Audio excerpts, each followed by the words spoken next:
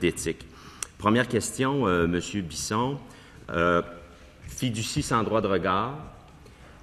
Une personne qui, aujourd'hui, serait ministre ou premier ministre, mais qui, en vertu d'une fiducie, se permettrait de donner une directive telle que l'ordre de ne pas vendre le bloc d'actions, cette fiducie-là pour un ministre ou premier ministre, est-ce que oui ou non, à la lumière de notre code actuel, elle serait illégale? D'après moi, oui. Elle serait illégale, cette D'après moi, oui. Vous liez cet élément important qui serait illégal au pivot même de notre code, comme étant la pierre d'angle sur lequel, évidemment, les protections nécessaires contre les conflits d'intérêts reposent.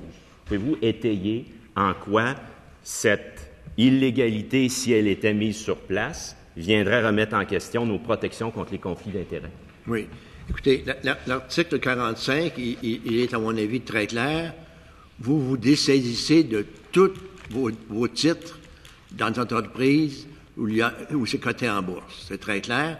Ou, si vous voulez les garder, bien, vous avez la solution de la fiducie sans droit de regard.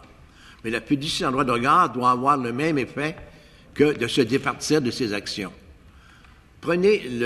Parce qu'il faut que le membre du conseil exécutif soit ignorant de ce que la fiducie contient, de sorte qu'il peut se prononcer sur différentes questions, comme il doit se prononcer comme ministre et membre du conseil exécutif, aussi bien à son ministère qu'aux réunions du conseil des ministres, sachant pas qu'il peut être, que la fiducie peut être actionnaire d'une entreprise dont le problème est soumis à son ministère ou encore dont le problème est discuté au Conseil des ministres.